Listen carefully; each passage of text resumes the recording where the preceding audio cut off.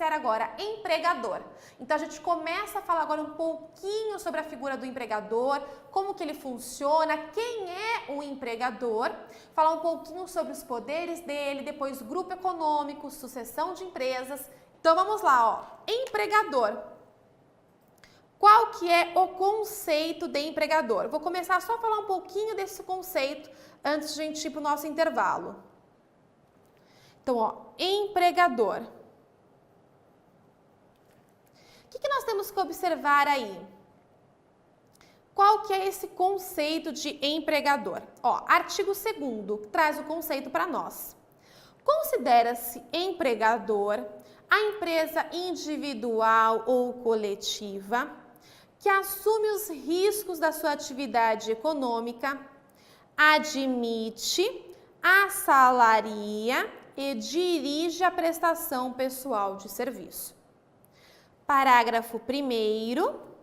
Equiparam-se ao empregador para os efeitos exclusivos da relação de emprego os profissionais liberais, as instituições de beneficência, as associações recreativas ou outras instituições sem fins lucrativos que admitirem trabalhadores como empregados. Pessoal, vamos analisar isso aqui por parte para ficar bem claro para vocês.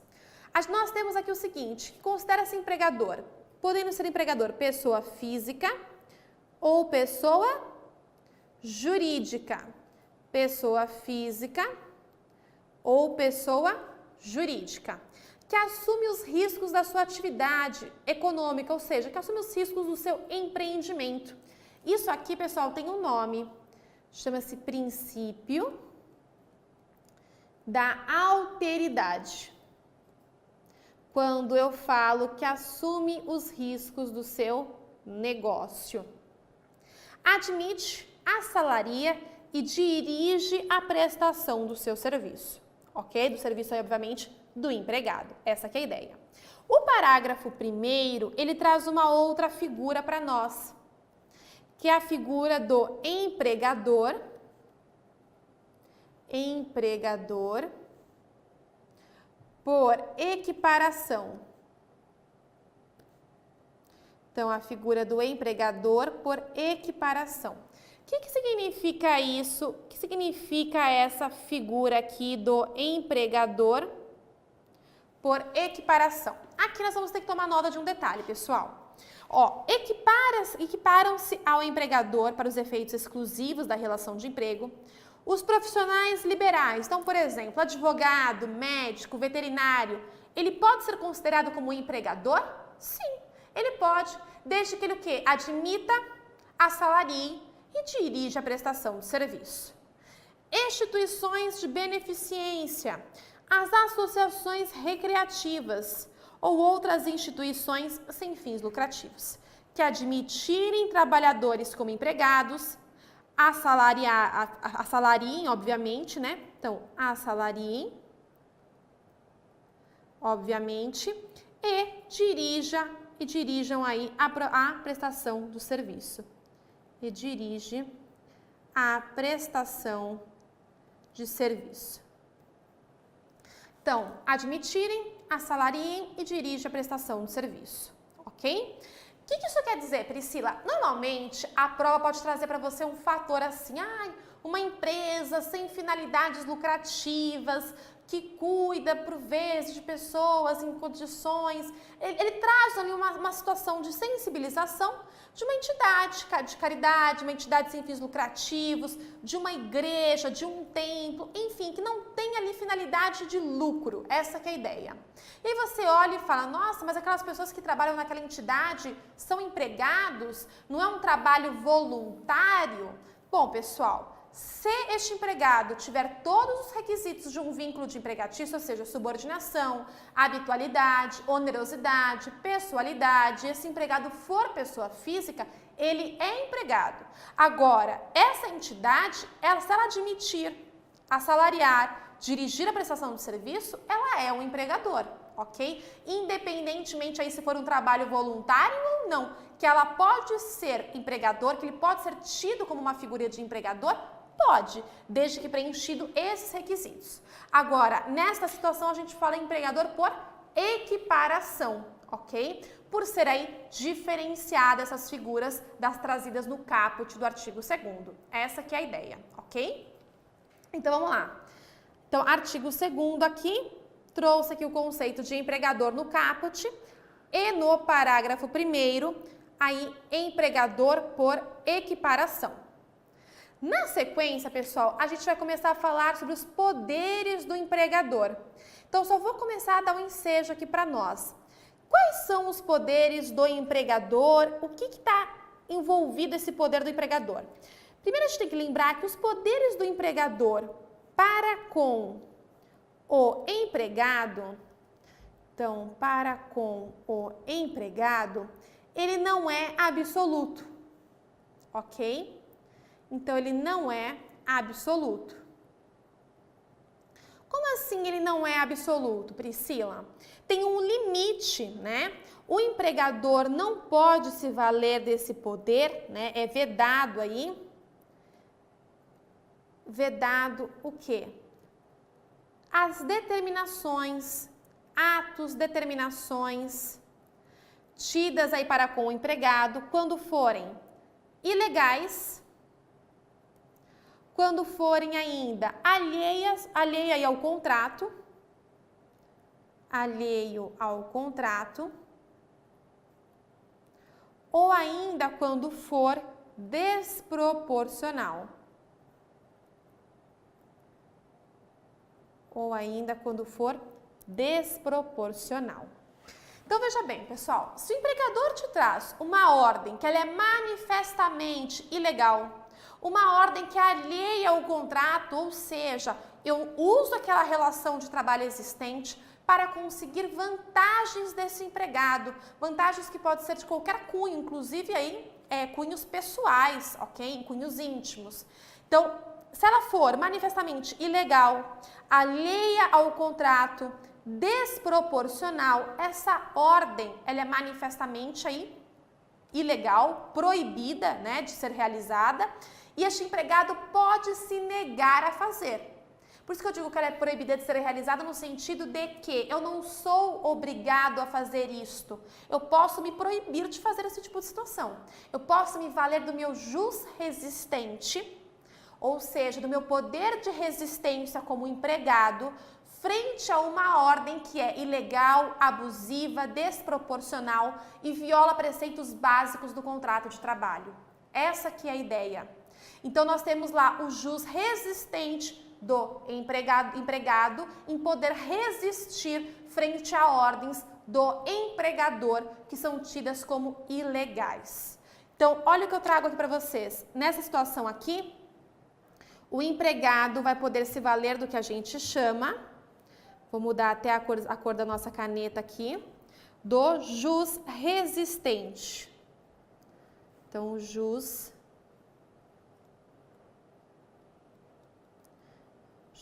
resistente, ok?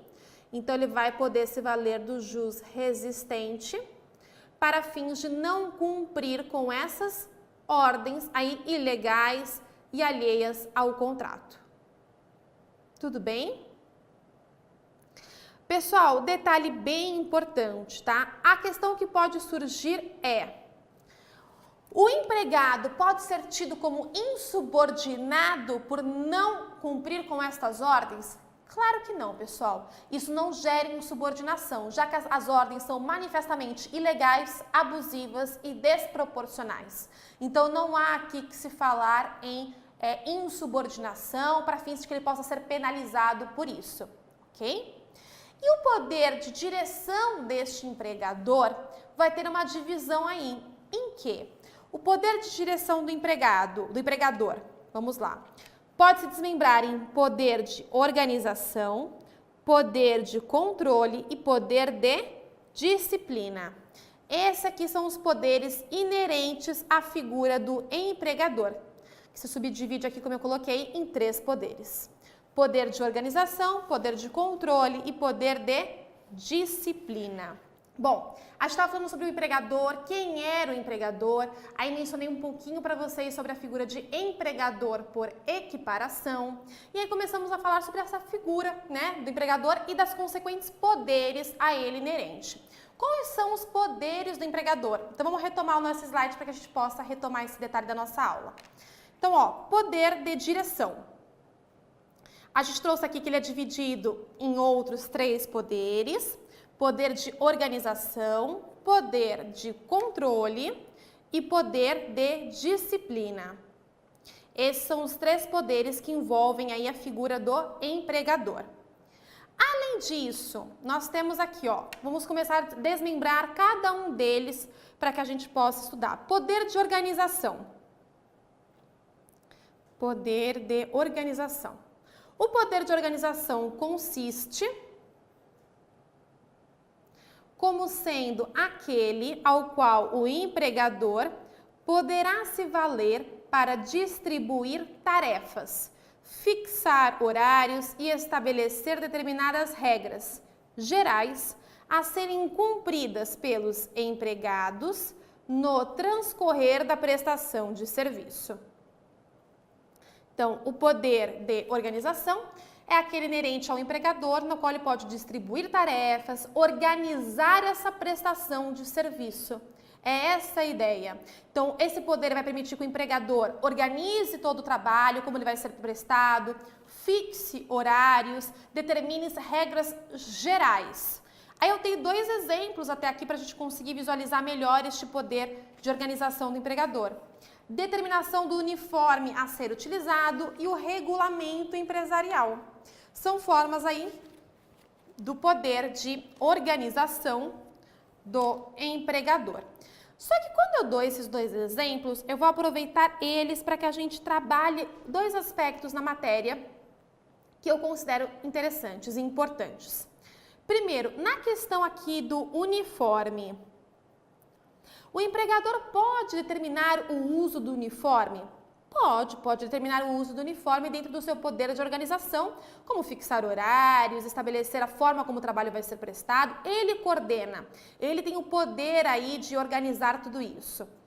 Dentro disso daqui, pessoal, a reforma trabalhista trouxe uma regulamentação com relação ao uniforme, prevista lá no artigo 456A da CLT, que eu vou mostrar para vocês, que eu considero bem importante para a nossa prova. E o regulamento empresarial a gente já conhecia, mas vou colocar aqui para também a gente tomar nota, que está regulamentado lá na súmula 51 do TST. Ok? Então, dessa questão da determinação do uniforme a ser utilizado, olha o que nós temos aqui, uso do uniforme, artigo 456A. Nós temos que cabe ao empregador definir o padrão de vestimenta no meio ambiente do trabalho, né, no meio ambiente laboral, sendo lícita a inclusão no uniforme de logomarcas da própria empresa ou de empresas parceiras e de outros itens de identificação relacionados à atividade desempenhada. Pessoal, isso aqui é muito importante. Por quê? Primeiro, né, acaba com aquela história do empregado falar, eu não quero utilizar o uniforme, eu não gosto de utilizar o uniforme, eu não quero usar esse tipo de logomarca. Claro, pessoal, se o uniforme não leva a nenhum tipo de exposição, né, de forma o empregado ser ridicularizado ou algo nesse sentido, é lícito o empregador determinar que o empregado utilize o uniforme com as logomarcas da empresa ou de parceiros, ou ainda ali com alguma imagem relacionada à empresa e ao que está se propondo ali naquela instituição. Essa que é a ideia, é plenamente válido isso. Esse detalhe já era entendimento do TST, não tem muito o que inovar aqui, é algo que vocês mesmos já devem ter pensado aqui comigo, isso aqui eu já esperava. O que é interessante é o parágrafo único desse artigo 456A da CLT, que ele fala sobre a higienização do uniforme, ok? Então, a higienização do uniforme, como que ela vai funcionar? Então, se o empregador determinar que você use o uniforme obrigatoriamente, é seu dever usar? Sim. O empregador, dentro do poder de controle dele, aqui de organização, ele pode determinar isso. Agora, a higienização deste uniforme vai ser feita por quem? E a lei veio e disse, vai ser feita pelo empregado. Então, a partir do momento que eu obrigo você a utilizar o uniforme, você vai ter que utilizar. No entanto, a higienização desse uniforme é sua responsabilidade, salvo, e aqui vocês devem ter atenção, salvo se o empregador determinar que a higienização deste uniforme seja feita com produtos especiais. Nesta situação, aí quem deverá fornecê-los deverá ser o empregador. Então, olha o que traz o parágrafo único. A higienização do uniforme é de responsabilidade do trabalhador, salvo nas hipóteses em que forem necessários procedimentos ou produtos diferentes dos utilizados para a higienização das vestimentas de uso comum. Nessa situação aqui, então, se o empregador exige aí, obviamente, produtos diferenciados, uma higienização diferenciada, isso aqui, quem vai ter que arcar, aí vai ser o empregador. Mas a regra que a higienização do uniforme, o custo para essa higienização, obviamente, quando ela não exigir nenhum procedimento especial, é de responsabilidade do empregado. Então, responsabilidade do empregado. Agora, se for diferentes procedimentos especiais, aí a responsabilidade ela é do empregador. Ok? Essa que é a ideia. Tudo bem? Então, bastante importante, reforma trabalhista para vocês aqui. Portanto, questão que pode surgir em prova e tem tudo para surgir, tá? Um detalhe importante que está envolvendo aí, obviamente, o do poder de organização do empregador. No mais, pessoal, nós temos ainda, dentro desse poder de organização, como eu mencionei para vocês, que o regulamento de empresa, né? O regulamento empresarial também está aqui envolvendo este poder do empregador, ok? Então, este poder de organização, vou até acrescentar aqui, poder de organização,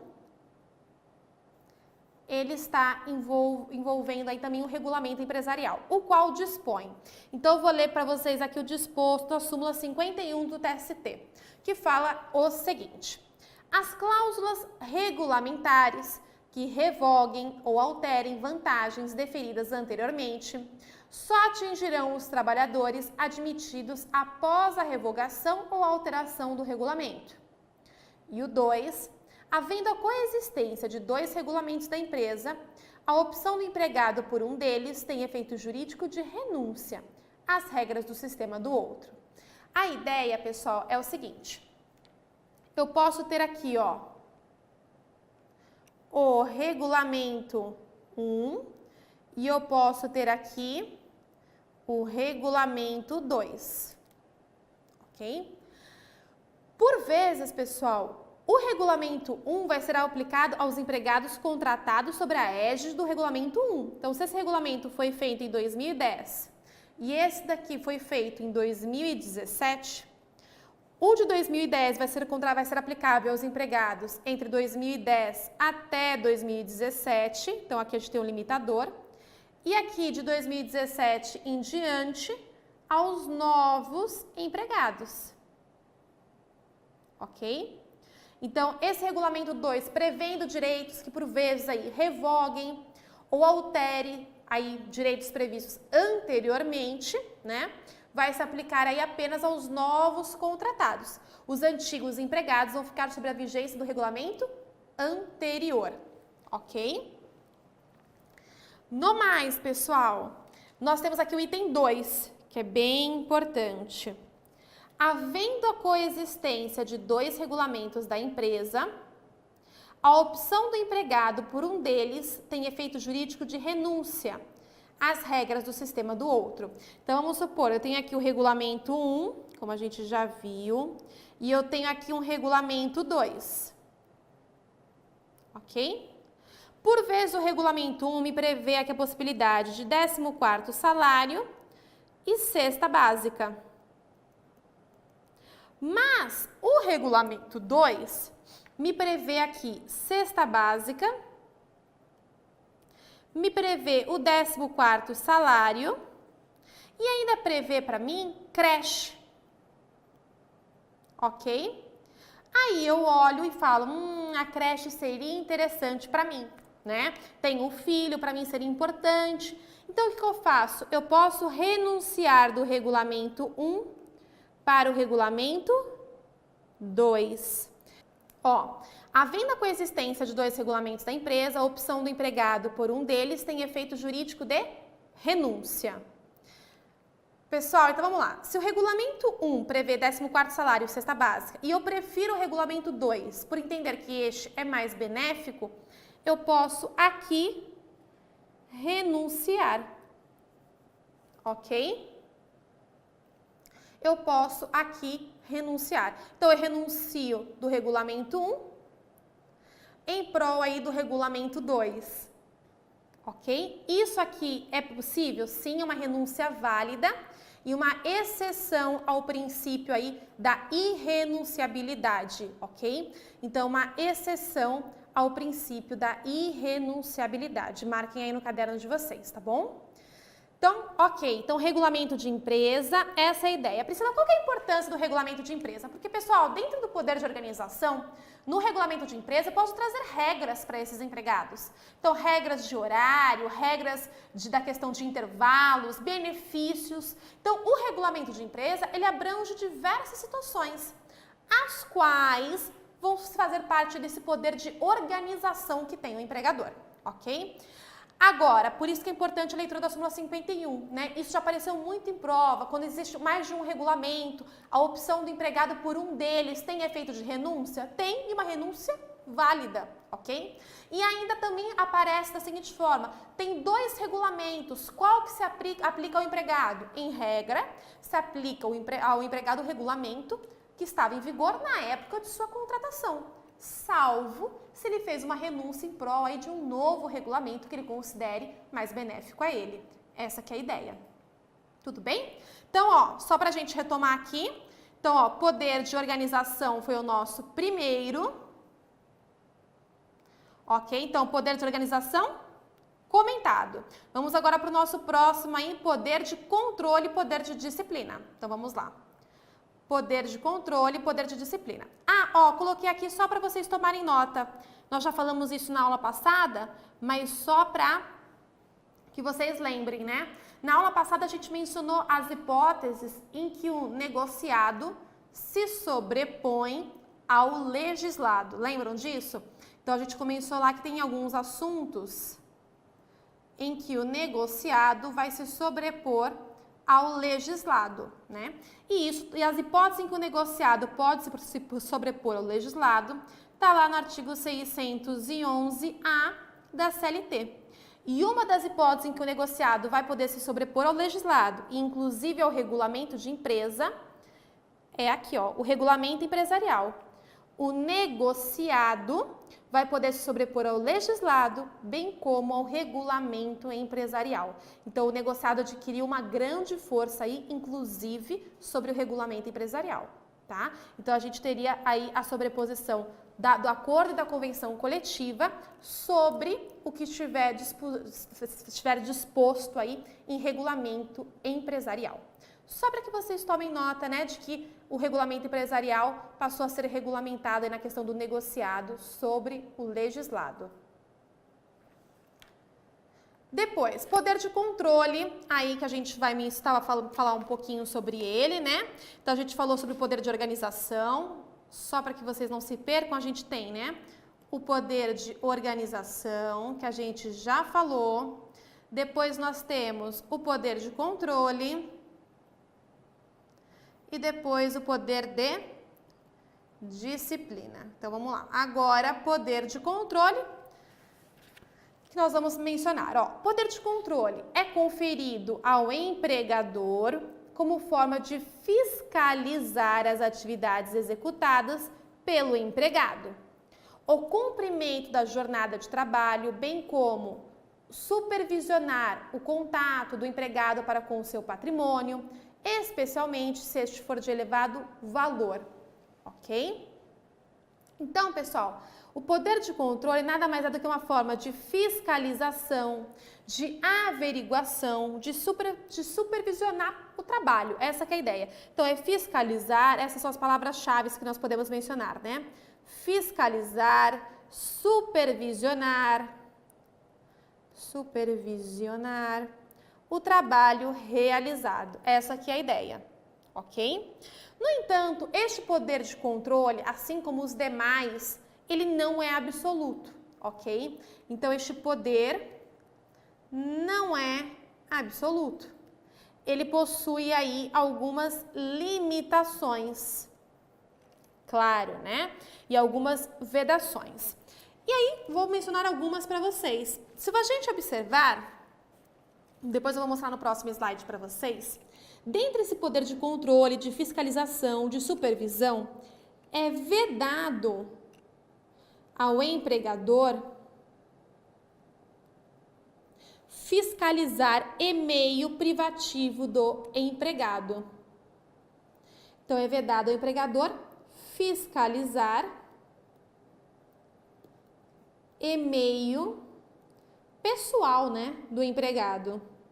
Ele pode fiscalizar o corporativo, ele pode ter acesso ao corporativo? Pode. Agora, o e-mail pessoal, o entendimento majoritário é de que é vedado. Como também é vedado em uma segunda hipótese que eu vou colocar aqui para vocês, é a revista íntima. A revista íntima, ela também é totalmente vedada. Sendo que a revista íntima ela é diferente da pessoal. Sendo a revista pessoal admitida, ela é lícita, e a íntima totalmente vedada. Como assim, Priscila, revista íntima? Pessoal, a revista íntima é aquela que impõe ao empregado uma exposição desnecessária de sua intimidade, por vezes envolvendo a nudez desse empregado. Tudo isso é totalmente vedado e envolve aí normalmente um contato físico também. A revista pessoal é aquela em que não gera qualquer tipo de violação à intimidade do empregado, não tendo aí contato físico com este empregado, o que é permitido. Por exemplo, a vistoria que se faz em bolsas e mochilas. Como regra, é tido como admitido, né? Desde que você faça aquela fiscalização visual, não expondo o empregado, apenas para fins de averiguação, totalmente lícita. Agora, a questão de você fazer uma revista íntima, ela é totalmente vedada pela exposição que gera ao empregado, inclusive podendo gerar aí, se realizado pelo empregador, danos morais. Essa que é a ideia, tá? Olha o que eu coloquei aqui no nosso próximo slide. Quanto à fiscalização do empregador sobre o empregado, algumas considerações devemos tecer. Eu coloquei aqui, ó, vejam. Primeira delas, eu coloquei um artigo da CLT que fala expressamente sobre isso e que eu considero bem importante para fins de anotação. Ele fala o seguinte, o artigo 373-A da CLT prevê a expressa proibição à revista íntima em mulher, o que pode ser estendido aos homens em razão do princípio da isonomia contido no artigo 5º, inciso 1 da Constituição. Então, o artigo 373-A veda expressamente a revista íntima realizada em mulher. Ele traz aqui como sendo totalmente vedado, ok? Obviamente, como eu falei isso para vocês, isso aqui é a revista íntima sendo diferente da revista pessoal. Essa podendo ser admitida. Depois eu trouxe uma lei recente para vocês, que ainda não foi cobrada em prova, mas que eu considero aí muito importante para que a gente possa tomar nota, né? e, se aparecer em prova, a gente ter conhecimento. Olha o que eu trouxe aqui, ó. Vedação à revista íntima em empregadas e clientes do sexo feminino por empresas privadas e administração pública, sob pena de multa no importe de R$20.000 e dobrada quando da reincidência, ok? Então, ele traz aqui a vedação à revista íntima em empregadas e clientes do sexo feminino, então, tanto a empregadas como em clientes,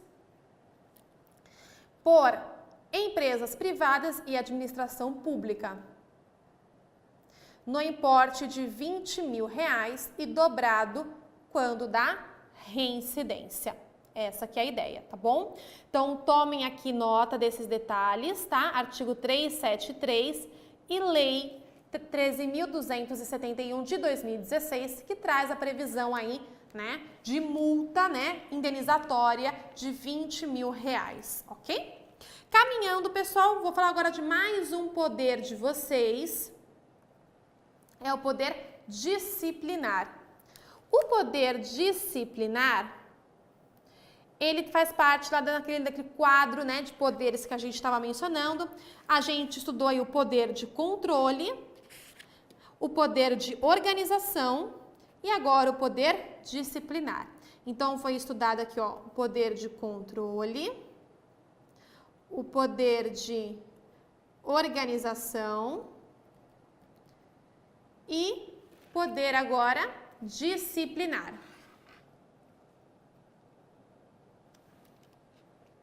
Ok? Poder disciplinar. Pessoal, vou fazer um comentário com vocês, na realidade só para fins de comentar, tá? Não é questão que vai ser ensejo de prova. As meninas, no geral, né, ficam bem interessadas no assunto sobre a revista de bolsa. Tem uma decisão recente, liberada pelo TST, em que o magistrado, ele trazia a vedação expressa, tá? É uma mera decisão, um ensejo para uma jurisprudência, não está em lei, tá? E não é majoritário ainda. O ensejo de que a revista em bolsa, ela é totalmente vedada, por conta de que a bolsa da mulher, ela deve ser tida como uma extensão do seu corpo. Então, em razão disso, ela é tida como vedada. Esse foi um dos primeiros entendimentos aí que surgiu sobre a vedação às revistas em bolsa, né, das mulheres. É um entendimento interessante, no futuro pode ser que ele realmente se torne aí majoritário e seja possíveis indenizações. A princípio, para a prova, obviamente, né, a gente segue a ideia de que a revista pessoal ela é admitida, revistas em bolsas, mochilas, sem que isso traga algum tipo de exposição ao empregado, ela é válida e é possível. Mas o TST já desponta um entendimento, só para vocês saberem, de que a revista em bolsa em mulheres seria aí talvez um pouco, ensejaria uma violação, vamos colocar assim, né? Já que seria considerada como se fosse uma extensão do seu corpo e a poderia expor em situações desnecessárias. Entendimento interessante, né? Fica aí só para fins de curiosidade e entendimento jurisprudencial para vocês conhecerem um pouquinho, tá bom? Vamos lá então, caminhando. Poder disciplinar. Olha o que fala aqui o poder disciplinar. O empregado deve se subordinar às diretrizes, ordens e estipulações determinadas pelo empregador. Então, o empregado deve se subordinar às diretrizes, ordens e estipulações determinadas pelo empregador, ok? Obviamente, essas daqui, se elas forem lícitas, ok? Essas aqui, se elas forem lícitas. Aí, olha o que eu trago aqui para vocês dentro desse poder disciplinar. Esse poder disciplinar, pessoal, nada mais é do que aquele meu poder, né? De, obviamente, querer que você cumpra as minhas ordens, cumpra as minhas diretrizes, cumpra as minhas estipulações. E o não cumprimento disso, né? Então, aqui, se você não cumpre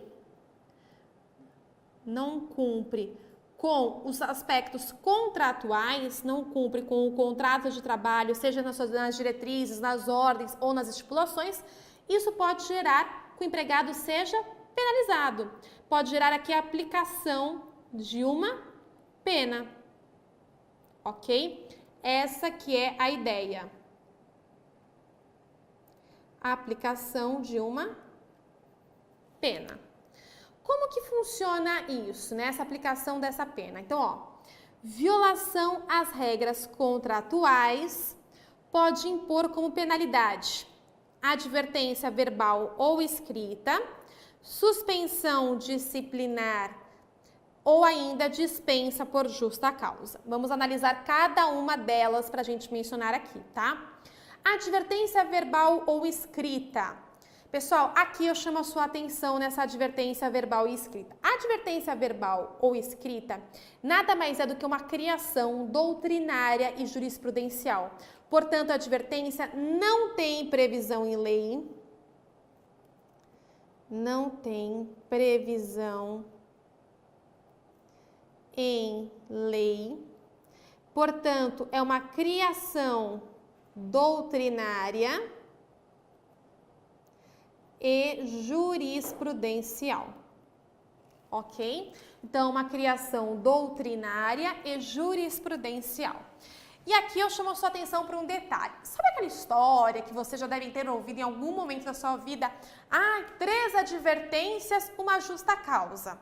2 advertências, uma suspensão. Pessoal, não existe isso. Tá? Não sei como que se criou isso, mas acabou ficando, né, de alguma forma.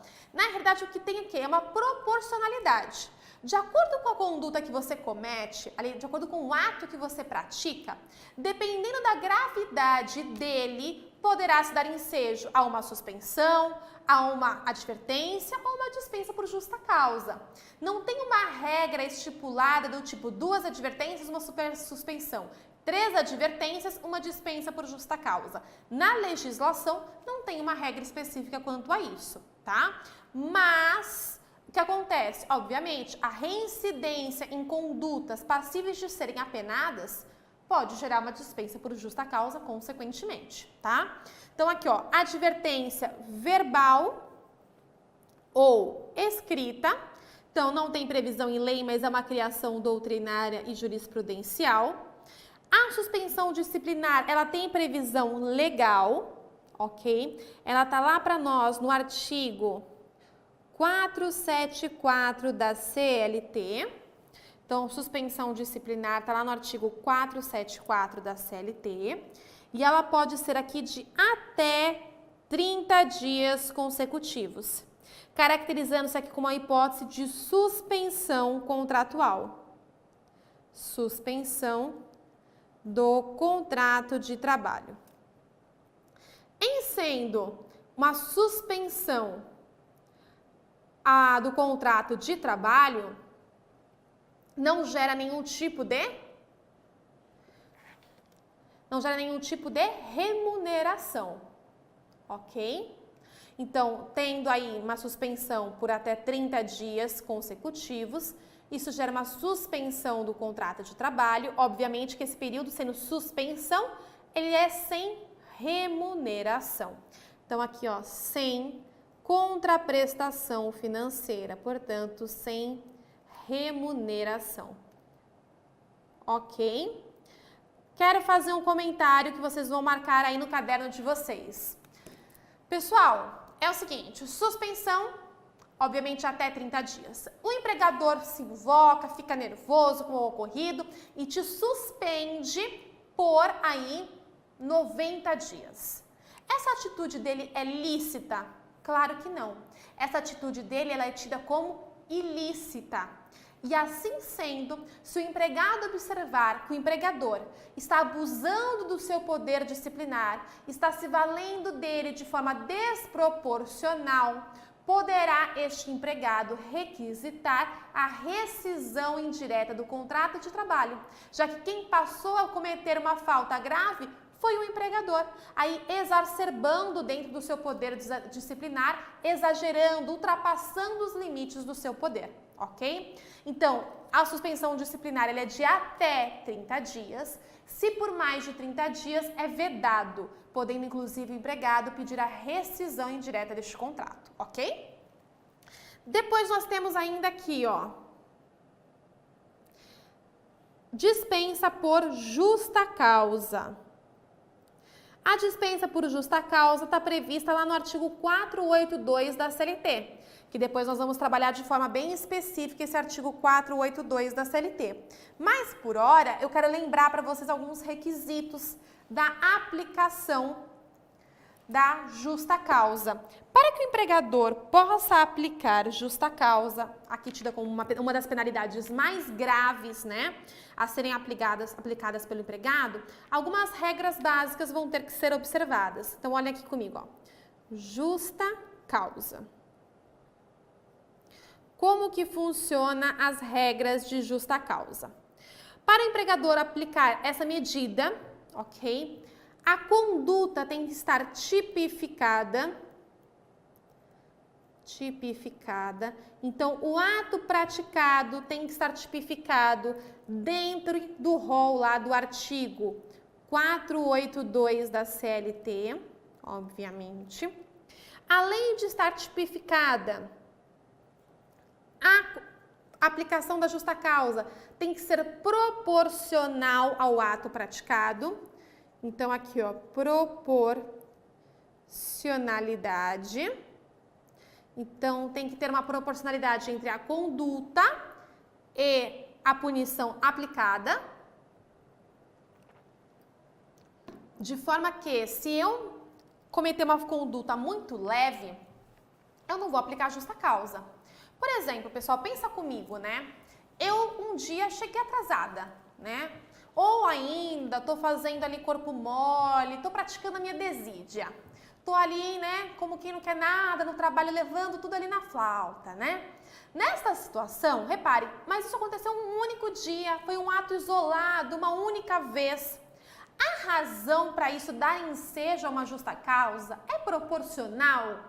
Não é, pessoal. Então, tem que ter proporcionalidade nas condutas. Agora, se um dia eu chego nervosa, o meu empregador fala bom dia, eu dou um tapa na cara dele, isso é desproporcional, ok? A minha atitude não é nem um pouco proporcional com a dele e a justa causa aqui, ele é proporcional ao ato que eu pratiquei. Eu cometi uma violência, uma agressão física ao meu empregador, sem qualquer razão aparente, sem ser legítima defesa, sem nada.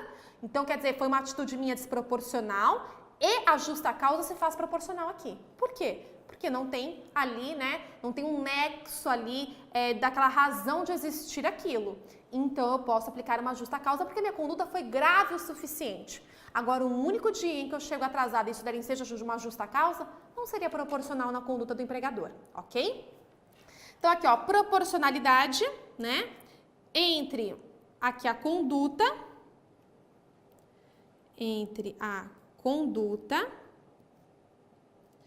e, obviamente,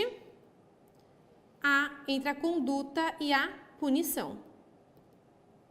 Então, um fato que entre a conduta e a punição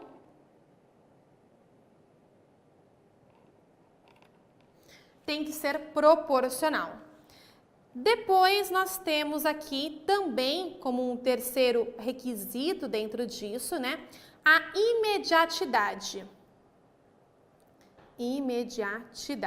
Para eu aplicar a justa causa. Mais um critério aqui para ser legítima a aplicação desta justa causa nos termos do artigo 482. O que significa a imediatidade, Priscila? Significa o seguinte, que entre a minha conduta praticada e entre a punição que este empregador está dando, no caso aqui a justa causa, não pode se configurar perdão tácito. Como assim? Vou explicar. Então, o empregador chega para mim e fala, bom dia, eu me invoco, já meto a mão na cara do empregador. Tô assim, violenta, né? Até parece. Aí o que acontece? Nesta situação, pessoal, pensem comigo. Foi uma atitude assim, grosseira da parte do empregado, o empregador sofreu uma agressão física desnecessária, não é? Que pode dar ensejo aí à justa causa. Só que vamos supor que fosse ao contrário, o empregador flagra eu e outro empregado brigando, se esmurrando ali com violências, troca de chutes, socos, enfim. E ele não sabe quem começou. Então, o que ele fala? Ao invés de ele aplicar a justa causa de imediata para os dois, ele demora um tempo para o quê? Para verificar, para averiguar. A imediatidade, ela requer deste empregador o quê? Que ele não necessariamente aplique imediatamente a justa causa, mas que ele se valha de um tempo considerado razoável para a averiguação dessa justa causa de acordo aí com o que aconteceu. Então vamos supor, ele viu que aqueles empregados estavam lá atracados mediante uma violência, ele vai fazer o quê? Investigar, analisar. Com base nessa análise, ele aplica uma justa causa. Agora pensa bem. Analisou, averigou e nada fez. Passa um ano. Depois de um ano, um dia eu chego mal-humorada e falo, fulano, tá dispensado por justa causa. Mas por quê? Não, você lembra daquele dia em que você deu um murro no ciclano, você também brigou com o beltrano? Pessoal, passou o time, né? Passou o tempo para dessa imediatidade. Configurou perdão tácito. É a mesma coisa, dei um soco na cara do empregador. Né? Quando ele deu bom dia, eu vou lá, dei um tapa. Ele não falou nada, não fez nada, ficou quieto. Passou um mês e meio, ele chega outro dia e fala, Priscila, você está dispensada por justa causa. Eu falo, mas por quê? Sabe aquele dia que você me deu um tapa na cara? Pessoal, pera lá, tem que ter o quê? Imediatidade.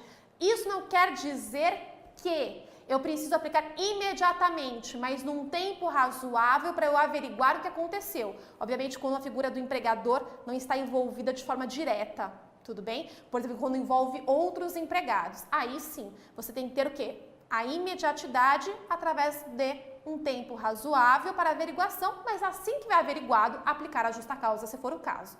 Não aplicou, configura perdão tácito, ok?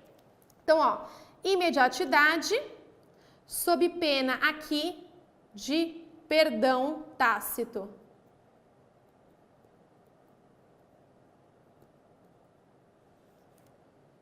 Ok? Então, sob pena aqui de caracterizar perdão tácito. Além disso, nós temos uma outra característica que eu quero aqui mencionar, o 4, que é a vedação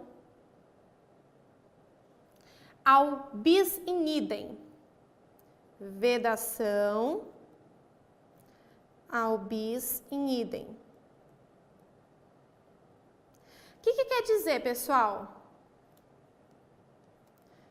Quer dizer o seguinte, o empregador, né, não pode aplicar uma dupla punição pelo mesmo fato. Então vamos lá, eu dei um tapa na cara do meu empregador porque eu sou muito violenta. Aí o que acontece? Ele olha e fala assim, um absurdo isso que você fez, Priscila, você está suspensa. Aí eu vou e fico suspensa lá por 5 dias em casa de castigo. Sem remuneração, sem nada. Neste período, eu retomo depois de 5 dias. Quando eu retorno, ele olha para mim e fala, não consigo te perdoar não, você está dispensada por justa causa. Reparem, pessoal, foram 2 punições pelo mesmo fato. O tapa na cara ensejou uma suspensão e deu ensejo também a uma dispensa por justa causa.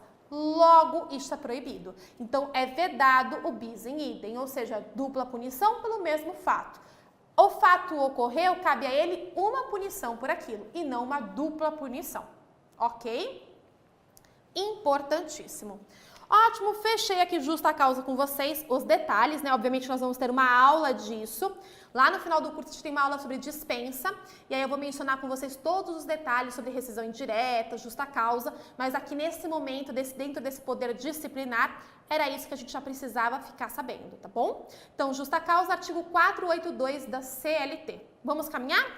Então, olha lá, pessoal, vamos lá. Questão. Vamos trabalhar um pouquinho sobre esse poder aí do empregador, poder de organização, o poder de controle e o poder também disciplinar. Isso já foi cobrado em prova? Foi, e eu vou mostrar para vocês a forma de como ele foi cobrado. Ó, questão OAB, né, 24º exame de ordem. É correto afirmar que a CLT prevê expressamente a advertência verbal, a censura escrita e a suspensão como medidas disciplinares que o empregador pode adotar em relação ao descumprimento das obrigações contratuais do empregado. Então, reparem, pessoal, ele traz aqui que é correto afirmar com relação a CLT, ou seja, a CLT traz isso como previsão. Aí ele dá como exemplo para nós aqui, né? Advertência verbal, censura e a suspensão. Primeiro, a gente teria que lembrar do seguinte: a advertência verbal tem previsão na CLT? Não, pessoal. A advertência ela não tem previsão na CLT. Assim como também não tem previsão na CLT a censura. O que tem previsão na CLT é a dispensa por justa causa e a suspensão. Portanto, aqui essa alternativa está equivocada. Depois a B traz para nós somente a suspensão do contrato e a dispensa por justa causa como medidas disciplinares que o empregador pode adotar em relação ao descumprimento das obrigações contratuais do empregado. Essa aqui tem grande potencial para estar certa, mas vamos olhar as outras. C. A advertência verbal ou escrita, a suspensão e a dispensa por justa causa como medidas disciplinares que o empregador pode adotar em relação ao descumprimento das obrigações contratuais. Equivocado, né, pessoal? Porque, a advertência não tem previsão em lei, ok? A advertência não tem previsão nenhuma. A suspensão e a dispensa, elas possuem, ok? Portanto, a C está equivocada. A D, a censura escrita, a suspensão e a dispensa por justa causa como medidas disciplinares que o empregador pode adotar em relação ao descumprimento das obrigações contratuais do empregado. Censura escrita não tem previsão legal, pessoal. O que tem previsão é suspensão e a dispensa por justa causa, ok? Portanto, a alternativa correta fica como sendo a alternativa B. Aqui, somente a suspensão do contrato e a dispensa por justa causa como medidas disciplinares que o empregador pode adotar em relação ao descumprimento das obrigações contratuais. Porque o enunciado tem uma pegadinha. Ele pede pra gente que é correto afirmar que a CLT prevê. E a CLT prevê apenas o quê?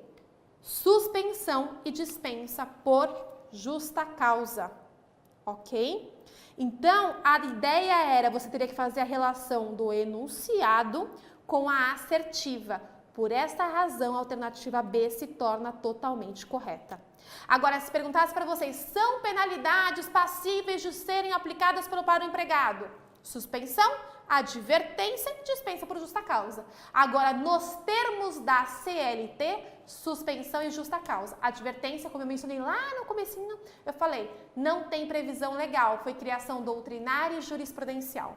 Excelente pegadinha, né? Exigia aí do candidato esse pequeno detalhe, tá? Portanto, ficou como correta, vamos voltar aqui. No gabarito, a alternativa B é a nossa alternativa correta aí para vocês marcarem, tá bom? Vamos caminhando um pouquinho ainda na figura do empregador. Vamos para o nosso próximo ponto aqui para eu trabalhar com vocês, que agora já começa a envolver as figuras do empregador. Quais são as figuras importantes aí para que a gente tome nota? Então, figuras do empregador. Nós temos lá grupo econômico. Essa é a primeira figura que a gente vai estudar e trabalhar aqui, figuras do empregador. Primeira delas, grupo econômico, que teve sim impacto com a reforma trabalhista. Então, a reforma trabalhista alterou o aspecto de grupo econômico, criando aí mais uma figura, né, aí do grupo econômico. Então, nós temos duas espécies de grupo econômico que eu vou mencionar para vocês agora. Vamos juntos ler aqui o conceito que eu trouxe para vocês.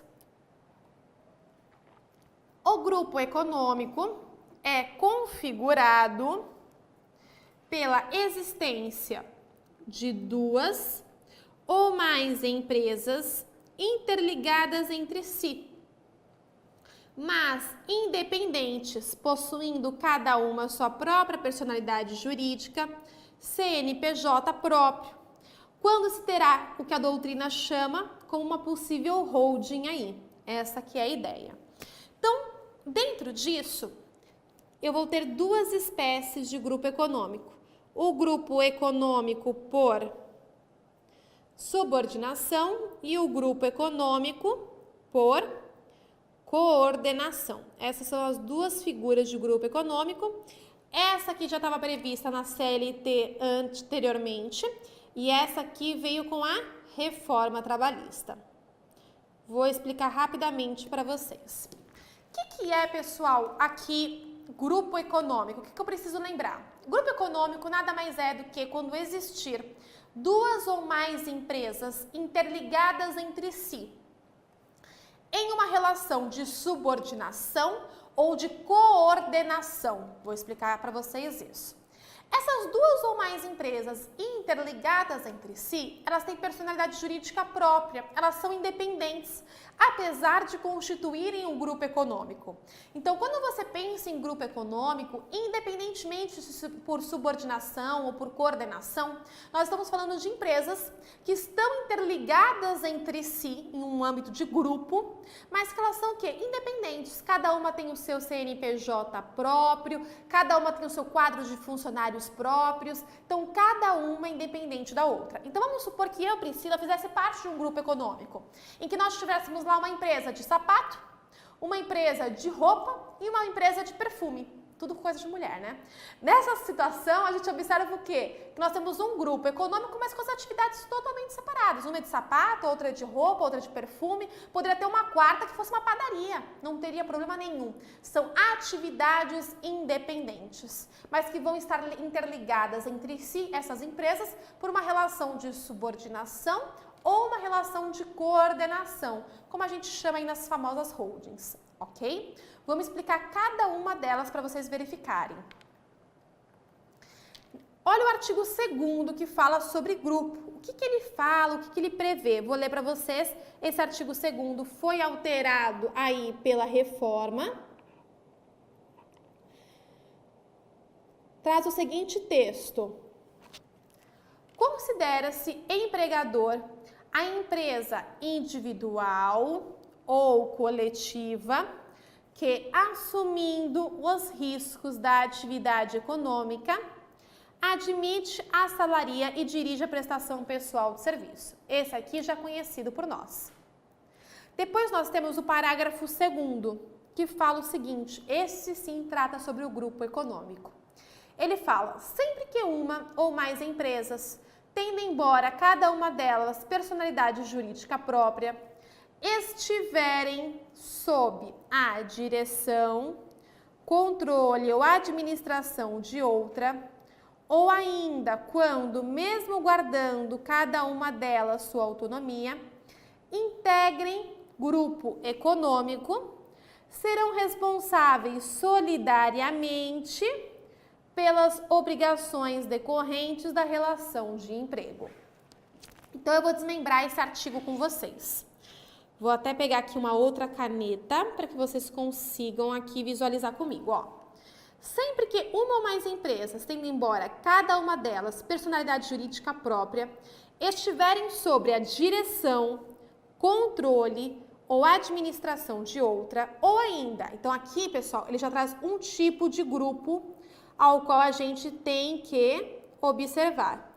Que tipo de grupo que é esse? Aqui a gente fala sobre o grupo econômico por subordinação. Fiquem tranquilos que eu vou explicar isso aqui já já. Estou só desmembrando com vocês.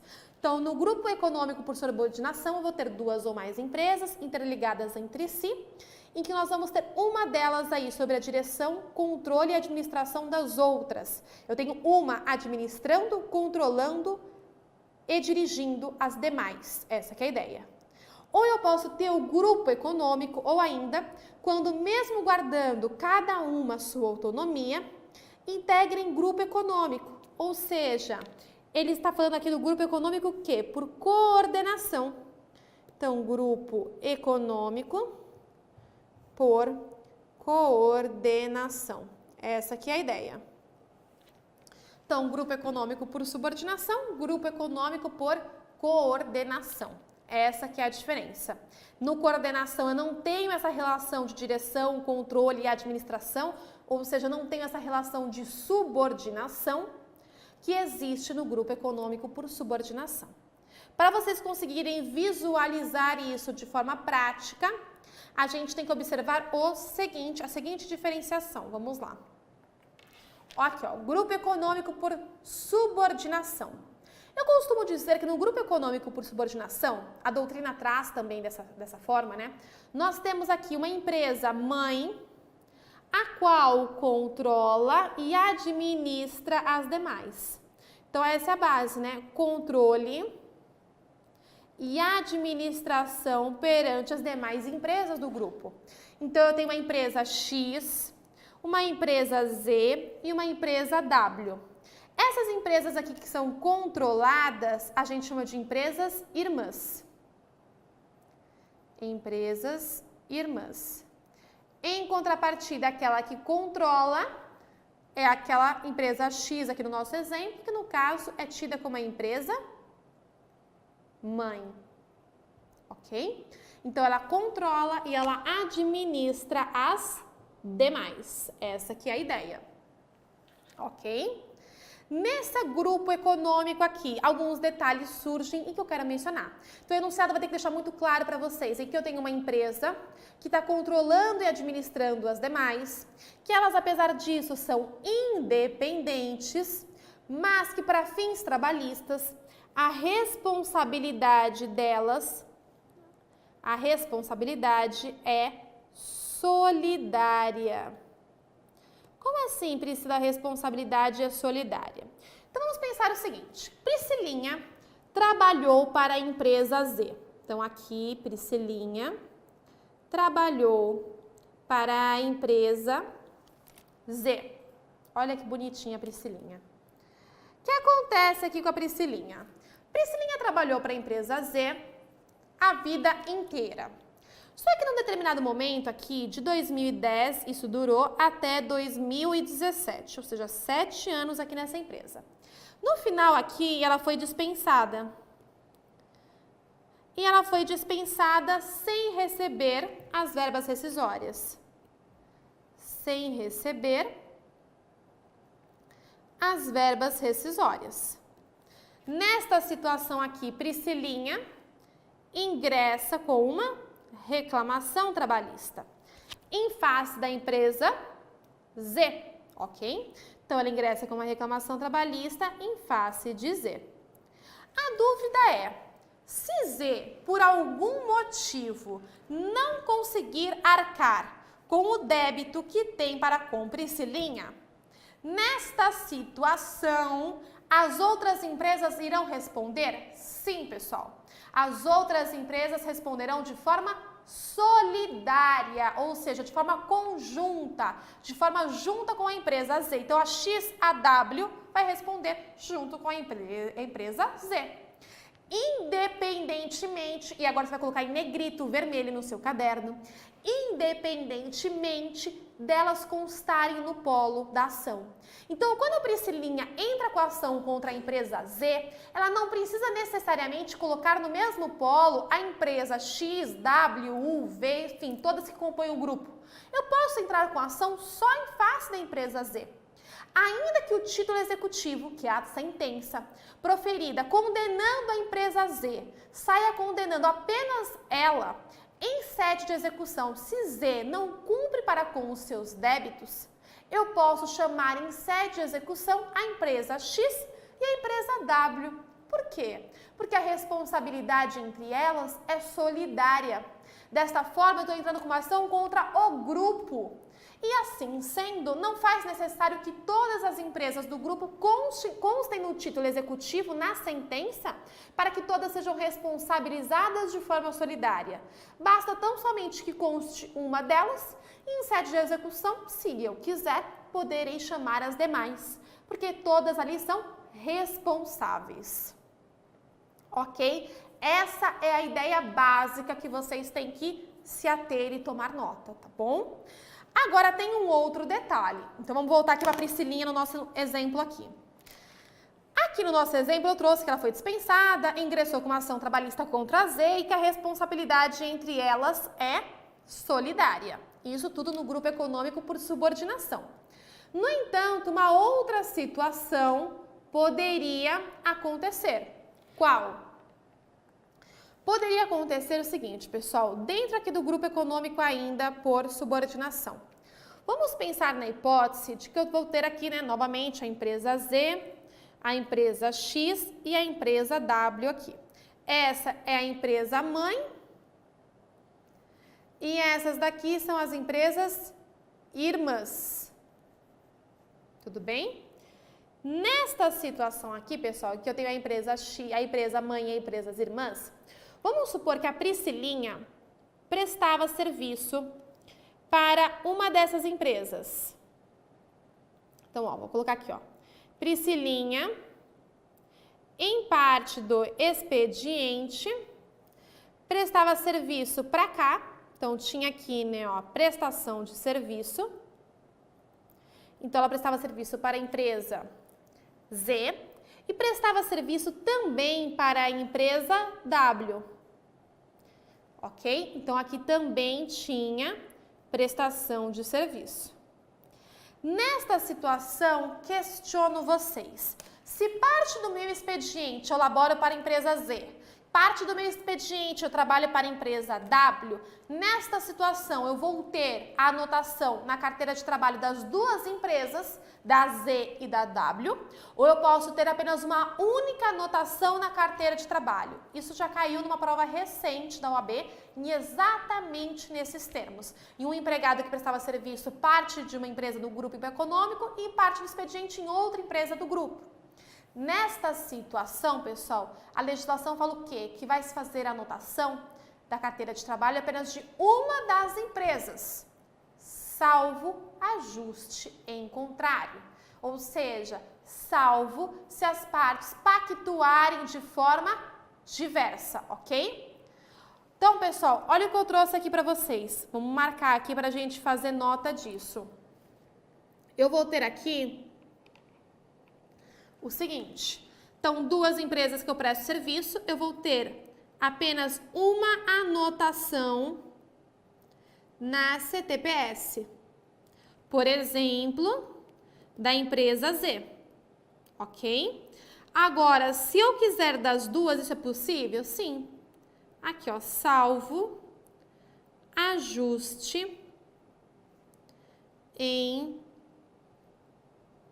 contrário. Então, salvo ajuste em contrário. Essa que é a ideia. Então, salvo se pactuado de forma diferente, é que nós vamos nos deparar com esta situação. Caso contrário, ainda que eu esteja elaborando para mais de uma empresa do grupo, aqui no caso a Z e a W, eu vou ter aqui apenas um único registro na carteira, ok? Reparem aqui que é uma relação de subordinação, de forma que estas empresas aqui se subordinam a X. Por isso que é grupo econômico por subordinação. Então, para a gente finalizar o grupo econômico por subordinação, vocês vão identificá-lo sempre quando eu tiver duas ou mais empresas interligadas entre si, em que uma ou mais esteja aí sobre a direção, controle e administração de outra. Ou seja, eu tenho uma que coordena, administra e organiza as demais. Ela tem o poder de direção, controle e administração. Então, reparem que é uma relação hierárquica, por isso que é uma relação de subordinação. Então, reparem que a relação eu fiz em forma triangular. Por quê? Porque tem uma subordinação de baixo para cima, o que vai ser diferente no grupo econômico por coordenação, ok? Como que vai funcionar no grupo econômico por coordenação? Vamos lá. Olha o que eu trouxe aqui, grupo econômico por coordenação. Grupo econômico por coordenação. Pessoal, nesse grupo econômico aqui por coordenação, reparem, eu não tenho aqui uma relação assim, piramidal. Eu não tenho uma relação aqui em que uma está controlando e administrando as demais. Aqui não existe isso. Nesta situação aqui do grupo econômico por coordenação, todas as empresas estão no mesmo nível hierárquico. Então, reparem, ó, grupo econômico por subordinação, grupo econômico por coordenação. Ou seja, elas estão interligadas entre si no grupo econômico por coordenação, sem que uma esteja controlando ou administrando as demais. Eu não vou ter aqui aquela empresa mãe que vai estar coordenando ou administrando as demais. Eu vou ter uma única linha, tudo bem? Todas elas estão no mesmo patamar, ok? Então, grupo econômico por subordinação, ele tem o quê? Como base a subordinação. No grupo econômico por coordenação, eu tenho o quê? A coordenação entre elas, mas de forma linear, tudo bem?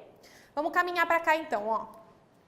Então, pessoal, olha o que eu trouxe para vocês. Uma empresa A, empresa B e empresa C. Todas no mesmo patamar, não tem diferenciação entre elas. De forma que a gente deve se atentar a alguns fatores. Primeiro, a gente observa o seguinte: independente de ser grupo econômico por coordenação ou por subordinação, a responsabilidade aqui é tida como solidária. Ou seja, no grupo econômico por coordenação, todas as empresas deste grupo respondem solidariamente. Essa que é a ideia básica. Aí nós vamos ter aqui, vamos dar um exemplo para vocês. Eu tenho aqui, por exemplo, vamos pensar no grupo Globo. Nós temos aqui, ó, a Rádio Globo. Nós temos a TV Globo. E nós temos, além da Rádio Globo, TV Globo, nós temos aí o Globo News. Ok? Então, nós temos aí 3 empresas interligadas entre si. Então, a empresa A, Rádio Globo, a empresa B, TV Globo, a empresa C, Globo News. Todas elas estão interligadas entre si. Através do quê? De alguns requisitos que a gente vai observar. Quais são eles, né? Então, tem uma relação aqui, elas tem uma integração entre as empresas. De forma que aqui não vai ter o que é o que a gente chama de subordinação. Aqui não tem a presença da subordinação. Elas estão apenas interligadas entre si. Então, a gente pode pensar o seguinte: a Rádio Globo tem uma porcentagem aqui, uma atuação sobre a TV Globo tem uma atuação sobre a Globo News. Todos eles compõem o grupo Roberto Marinho. Ou seja, todos eles estão integrados entre si. Todos eles têm uma atuação conjunta, ok?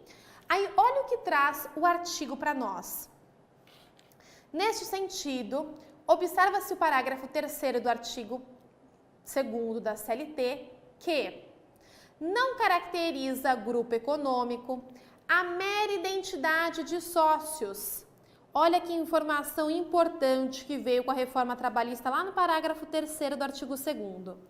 Então, ó, não caracteriza grupo econômico a mera identidade de sócios, sendo necessárias para a configuração do grupo econômico o quê? Primeiro, vamos até mudar aqui a caneta de cor. Vamos ver se eu consigo. Vamos mudar aqui, ó. Demonstração de interesse integrado. Primeiro fator que tem que estar presente. Então, demonstração do interesse integrado. 2, a efetiva comunhão de interesses. E 3, a atuação conjunta das empresas deles integrantes. Então, eu tenho aqui a demonstração do interesse integrado, a efetiva comunhão de interesses e terceiro, a atuação conjunta. Por que isso, Priscila? Me explica melhor um pouquinho esses requisitos básicos aqui. A gente precisa lembrar o seguinte, pessoal. Anteriormente, para que caracterizasse grupo econômico, eu tinha como base o quê? Identidade de sócios. Então, vamos supor aqui, Priscila. Priscila é sócia da empresa de sapato, Priscila é sócia da empresa de roupa, Priscila é sócia da padaria. O fato de eu ser sócia de algumas empresas não significa que elas sejam um grupo econômico, que elas componham um grupo econômico. Eu preciso de muito mais do que isso. E por muito tempo se entendeu que isso seria um indício para que caracterizasse grupo econômico. E às vezes, por vezes, eu tenho uma cota social na empresa de sapato, uma cota social na empresa de roupa, na padaria, mas elas são independentes, elas não formam um grupo em si. Uma não tem nada a ver com a outra, elas não estão interligadas, não tem comunhão de interesses, não tem subordinação, para eu falar em grupo econômico por subordinação, ou seja, elas não têm qualquer razão, não tem qualquer conexão entre elas. Então a legislação veio o quê? Veio protegendo essa pessoa que ela é sócia de alguns empreendimentos, mas que esses não caracterizam um grupo econômico. Então a legislação trouxe o simples fato de você trazer que há uma identidade de sócios, isto não vai ser suficiente para caracterizar grupo econômico, sendo necessário a demonstração de outros fatores, como aqui, ó, interesse integrado entre elas, interesse integrado, efetiva comunhão de interesses e atuação conjunta das empresas integrantes. Ok? Então, isso sim vai ser demonstrado para que caracterize o grupo econômico. Tudo bem? Então, interesse integrado, efetiva comunhão de interesses, atuação conjunta das empresas. Esta que é a base. Tendo isso aqui sido identificado, vai se caracterizar aqui grupo econômico. Grupo econômico. Essa que é a base para a caracterização do grupo econômico, tá? Então, retomando só para a gente finalizar. Aqui, deixa eu voltar, ó. Então, grupo econômico por coordenação. Grupo econômico por coordenação. E grupo econômico por subordinação, tá? Então, grupo econômico por subordinação, nós vamos ter aqui por base de que uma ou mais empresas são subordinadas à outra, né? E no por coordenação, que todas elas aí estão no mesmo nível, mas que elas se integram, obviamente, aí por uma comunhão de interesses, interesse integrado, atuação conjunta, mas que não há uma subordinação entre elas. Esta que é a ideia. Tudo bem? Pessoal, o que é mais importante desta aula? São alguns fatores. Primeiro, que eu aposto em prova. Vamos direto ao foco. Essa que é a ideia porque eu quero que vocês acertem, né? Se a prova trouxer para vocês que nós temos a identidade de sócios, você vai matar na hora. Isso não é fator para configurar o grupo econômico. Eu vou ter que ter requisitos presentes para configurar grupo econômico. Fator. Segundo, eu tenho dois tipos de grupo, subordinação e por coordenação. O coordenação, eles têm ali um interesse integrado, eles estão interligados entre si, mas não há uma subordinação das empresas para com outra. Na subordinação, existe. Segundo fator, isso vai se aplicar tanto para a coordenação como para a subordinação.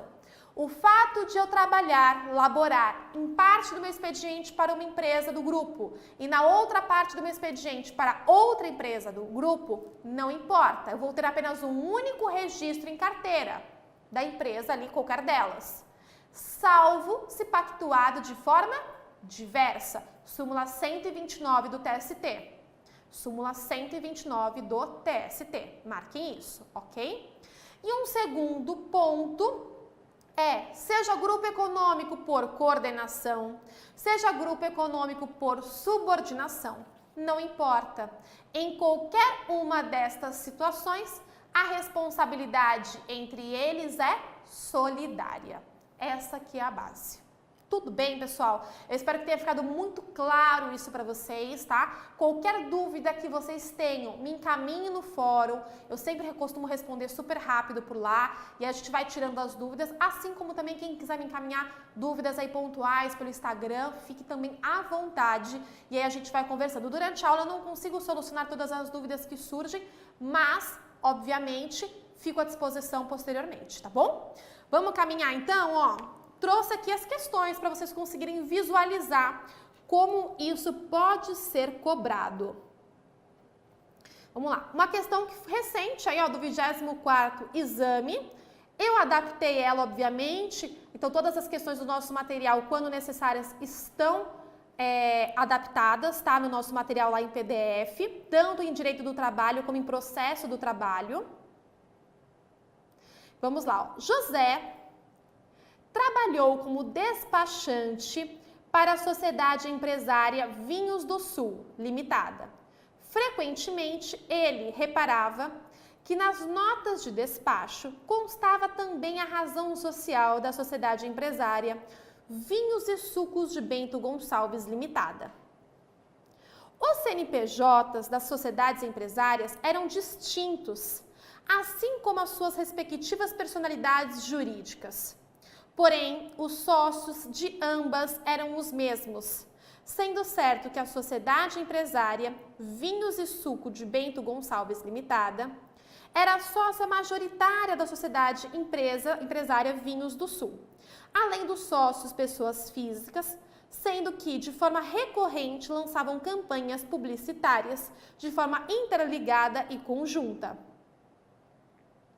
Com base no caso narrado, assinale a opção que apresenta a figura jurídica existente entre as sociedades empresárias e o efeito disso perante o contrato de José, no caso de eventual ação trabalhista. Pessoal, vamos lá.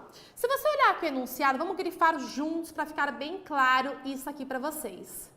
Ó, José trabalhou como despachante, tá? Para a Sociedade Empresária Vinhos do Sul. Tá ótimo. Ele reparava que nas notas aí, obviamente, de despacho, constava também a razão social da Sociedade Empresária Vinhos e Sucos Bento Gonçalves. Os CNPJs eram distintos. Pessoal, isso não deve te apavorar, tá? CNPJ de grupo econômico é distinto? Sim, o que é diferente de matriz e filial. Matriz e filial, elas têm o mesmo número de CNPJ, mudando só o fim. Grupo econômico, não. Cada uma tem o seu CNPJ próprio, porque elas são independentes. Elas são o quê? Têm personalidade jurídica própria, então elas têm realmente CNPJ próprio, tá? Voltando. Então, o CNPJ, eles eram distintos, assim como as suas respectivas personalidades jurídicas, porém, os sócios de ambas eram os mesmos. Bom, a mera identidade de sócios para nós não significa nada, tá? Então, aqui, ó, os sócios de ambas eram os mesmos. Sendo certo que a Sociedade Empresária Vinhos e Sucos de Bento Gonçalves era a sócia majoritária da Sociedade Empresária Vinhos do Sul, além dos sócios pessoas físicas, sendo que de forma recorrente lançavam campanhas publicitárias interligadas e conjuntas. Isso sim é um dos fatores importantes para nós. Tem atuação conjunta das empresas integrantes? Tem. Elas têm aí, obviamente, atuação conjunta. Então, aqui, ó, atuação conjunta. É isso que ele nos dá. O que é um dos requisitos para estar caracterizado aí grupo econômico. Ok? Com base no caso narrado, assinale a opção que apresente a figura jurídica existente entre as sociedades empresárias e o efeito disso perante o contrato de José, em caso de eventual ação trabalhista. A. Trata-se de consórcio de empregadores, havendo responsabilidade solidária. Trata-se de consórcio de empregadores, havendo responsabilidade subsidiária. Trata-se de grupo econômico, havendo responsabilidade solidária. Trata-se de grupo econômico, havendo responsabilidade subsidiária. Pessoal, nós temos aqui a mera identidade de sócios não é fator para nós identificarmos como grupo econômico. Mas a gente repara que elas têm uma atuação conjunta. Elas têm aqui comunhão de interesses. A gente percebe isso pelo enunciado. Nós temos aqui uma comunhão de interesses. E além disso, tem aí, né, interesses integrados. E elas estão aqui integradas, ok? Nessa situação fica muito claro, ainda que não fique clara a questão da subordinação, claro fica essa questão da coordenação. Então, trata-se de um grupo econômico havendo responsabilidade solidária. Alternativa C, com base aqui no artigo 2º, parágrafo 2º e 3º da CLT. Essa que é a ideia. A gente mataria facilmente essa questão, ok? Então, gabarito, alternativa C, colocando aqui para vocês. Questão de grupo econômico, questão importante e que, pessoal, aparece muito em prova. É inevitável, ok? Vamos lá para a nossa próxima questão para que a gente consiga identificar. Questão aqui, ó, também recente, do 24º exame. Olha o que a gente traz aqui. Carlos, professor de educação física e fisioterapeuta, trabalhou para a academia Boa Forma SA, que assinou sua CTPS. Cumpria a jornada de segunda a sexta-feira, das 7 às 16 horas, com 1 hora de intervalo para almoço. Ao longo da jornada de trabalho, ele ministrava 4 aulas de ginástica com 50 minutos de duração cada e também fazia atendimentos fisioterápicos previamente marcados pelos alunos da academia. Na sociedade empresária, Siga em Boa Forma Limitada, do mesmo grupo econômico da academia, sem ter a sua CTPS anotada. Dispensado, Carlos pretende ajuizar a ação trabalhista. Diante disso, em relação ao vínculo de emprego de Carlos, assinale a afirmativa correta. A. O caso gera duplicidade de contratos de emprego, sendo as empresas responsáveis solidárias dos débitos trabalhistas. B. O caso gera duplicidade de contratos de emprego, sendo as empresas responsáveis subsidiárias dos débitos trabalhistas. C. O caso gera duplicidade de contratos de emprego, cada empresa com sua responsabilidade.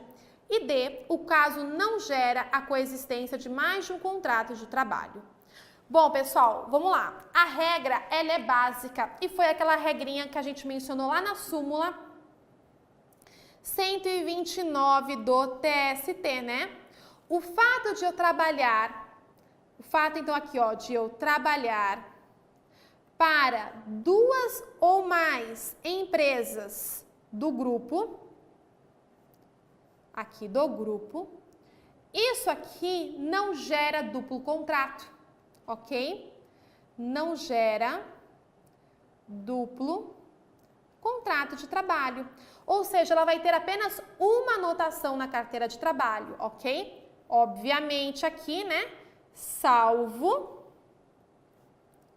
ajuste em contrário. Então, salvo ajuste em contrário. Portanto, a alternativa correta fica como sendo a alternativa D. O caso não gera coexistência de mais de um contrato de trabalho, tá? A A tá errada porque ela traz: o caso gera duplicidade de contratos de emprego, sendo as empresas responsáveis solidárias dos débitos trabalhistas. Realmente, o grupo econômico tem responsabilidade solidária? Tem, mas não gera duplicidade de contrato como regra, tá? Tem uma regra aqui. O caso gera duplicidade de contratos de emprego, sendo as empresas responsáveis subsidiárias. Não gera duplicidade e a responsabilidade das empresas do grupo não é subsidiária, é solidária. E a C, o caso gera duplicidade, cada empresa com sua responsabilidade. Equivocado e a responsabilidade é solidária no grupo econômico. Ok? Então, súmula 129 do TST, lição de casa, para vocês lerem e estudarem para fixar a matéria nesse conteúdo, ok? Pessoal, vamos mudar então de tema, mais um tema, encerramos o grupo econômico. Agora nós vamos falar um pouquinho aqui sobre sucessão de empresas. Também aí dentro da figura do empregador, mas agora a gente começa a falar um pouquinho sobre sucessão de empresas. Vou dar para vocês apenas um panorama inicial, não é? Porque nós vamos aprofundar isso na nossa próxima aula. Então nessa aula agora nós vamos ver apenas um aspecto geral do que é a sucessão, como ela funciona, e aí para vocês não ficarem com muita ansiedade, eu retomo ainda hoje com esse mesmo trecho da matéria falando sobre sucessão, tá bom? Então vamos lá, ó. Sucessão de empresas. Vamos lá. A sucessão de empresas está regulamentada no artigo 10, 10A, 448 e 448A. Então, esse tema foi impactado pela reforma trabalhista? Foi, ó. Então, reforma trabalhista.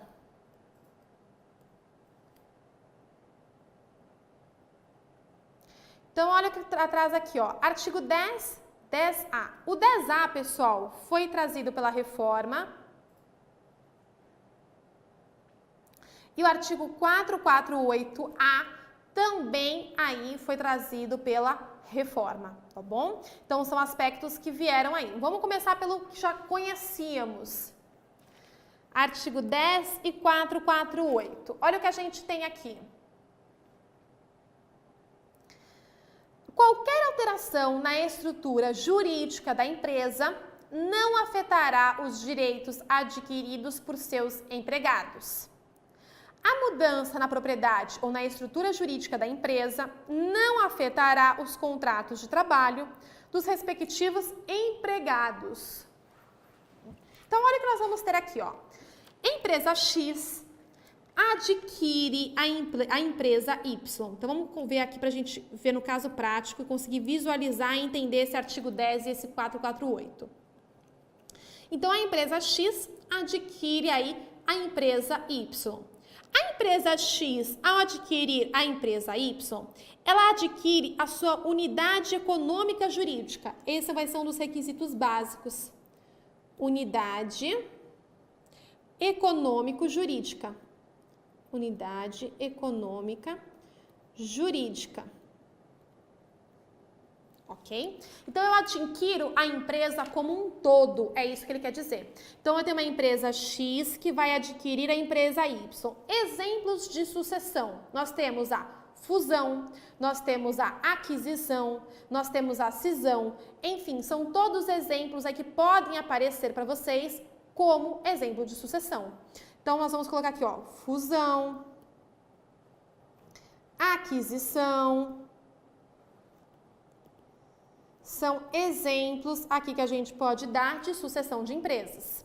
Então, aqui eu vou ter uma empresa X, que eu coloquei no exemplo, né? Adquirindo aí uma empresa Y. Automaticamente, a empresa X se torna a sucessora. E a empresa Y, que foi adquirida, é a empresa sucedida. Então, a empresa X, sucessora. E a empresa Y, sucedida. Então, ó, sucessora, aquela que adquire, e a adquirida é a empresa sucedida, ok? Ótimo. Vamos lá. O boi que eu pergunto e eu mesma respondo, né? Mas tá bom, assim que a gente caminha, né? Ó, a empresa X adquire uma empresa Y, né? Como que isso vai funcionar? Então, eu vou explicar para vocês terem uma noção do panorama, e aí eu voltar e explicar isso daqui. Nós temos o seguinte, uma empresa adquire a outra. Quando eu tenho aí uma empresa sucessora adquirindo aí uma nova empresa por um processo de fusão, aquisição, entre outras hipóteses, nesta situação, aquela empresa que adquire a outra, no caso a sucessora, ela responde por tudo, pelos bônus e pelos ônus. Ela adquire, quando você adquire uma empresa, você adquire o bônus e o ônus dela. Então, você adquire os créditos e os débitos. Automaticamente, no que se refere aos débitos, você vai adquirir os débitos presentes, os débitos passados e os débitos futuros. Os futuros, é claro, né? Adquirir a empresa e, obviamente, aí eu vou adquirir tudo que surgir de débito daí por diante.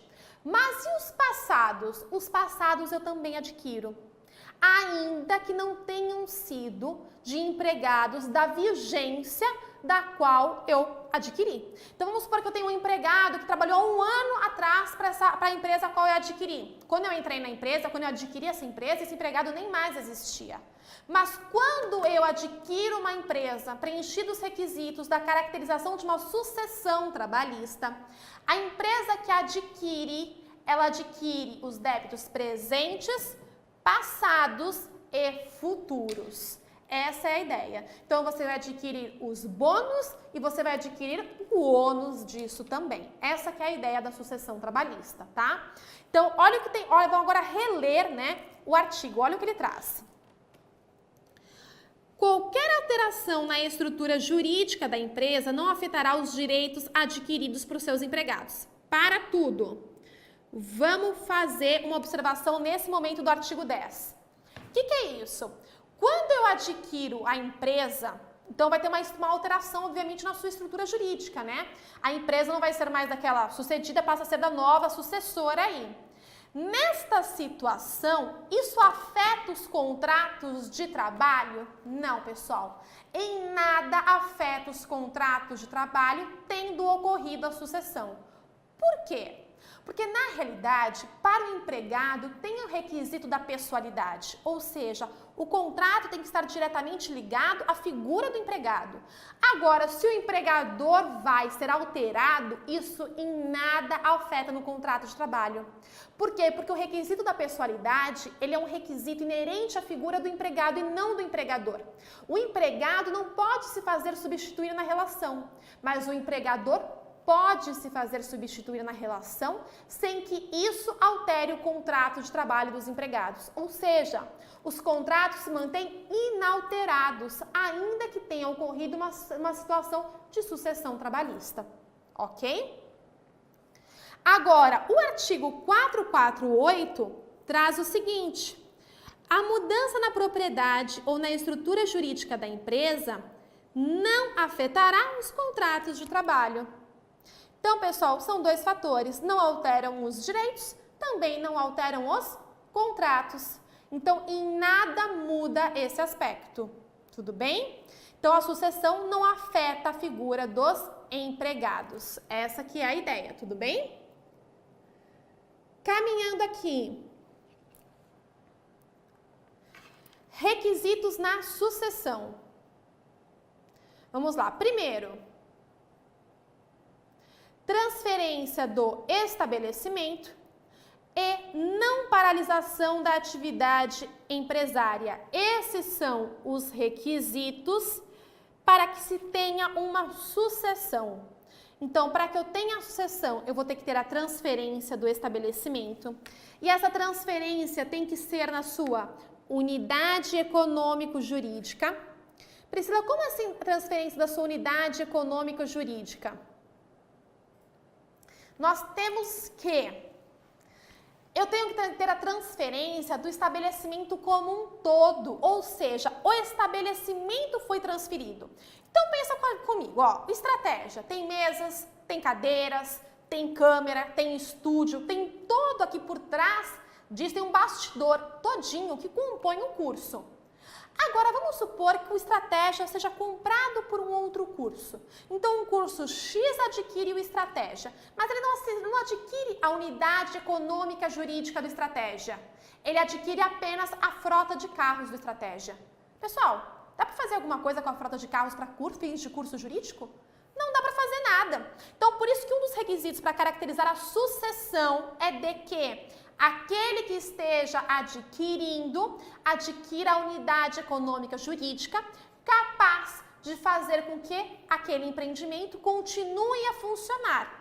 E, obviamente, quando se adquire essa unidade e mantenha a mesma atividade, o mesmo ramo empresarial para fins de caracterizar a sucessão.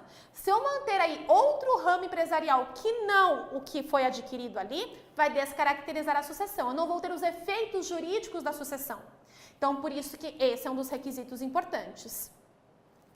Olha lá. Então, transferência.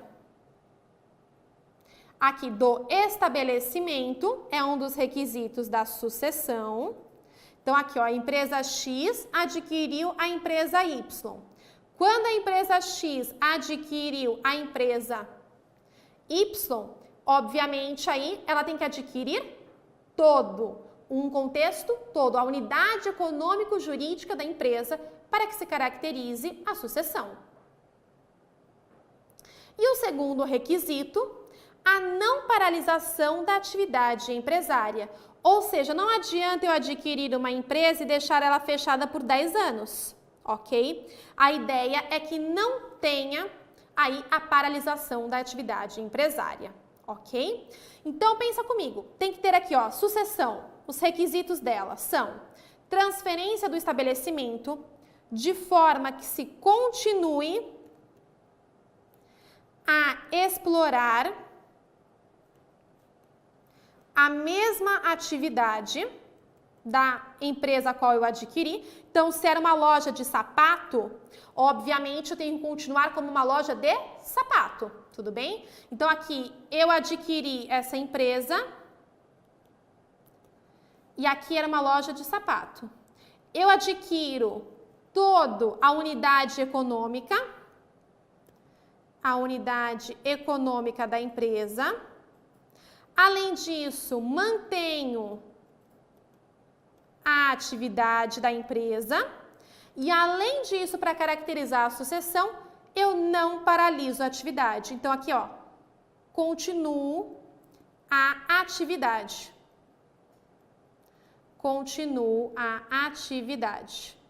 Essa que é a ideia. Então, manter a unidade econômica jurídica da empresa, mantenho a atividade e continuo a atividade empresarial, ou seja, sem paralisação. Sem paralisação.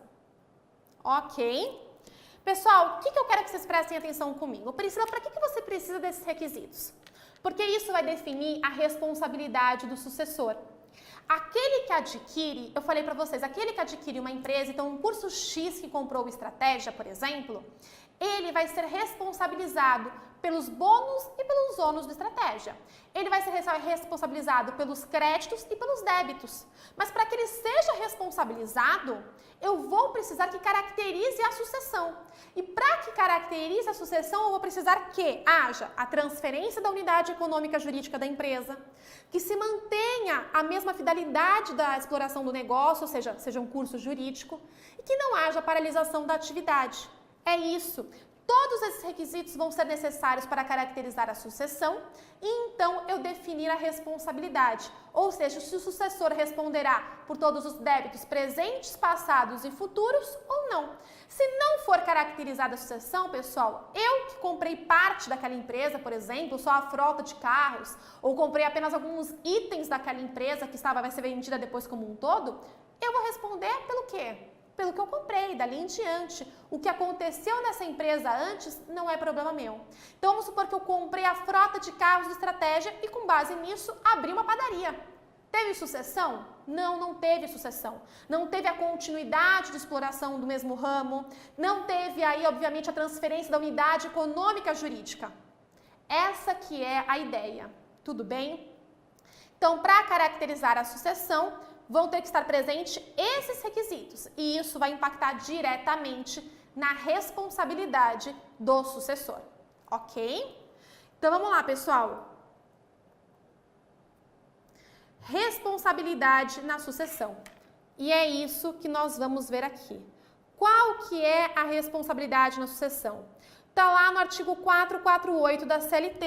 Vou trazer esse artigo aqui para que a gente possa finalizar e a gente retoma na sequência. Ó, caracterizada a sucessão empresarial ou de empregadores previstas no artigo 10 e 448 da CLT. Então, sucessão empresarial vai ser caracterizada quando? Quando preenchido os requisitos legais. Essa que é a ideia. Então, quando preenchido aqui os requisitos legais. Ok?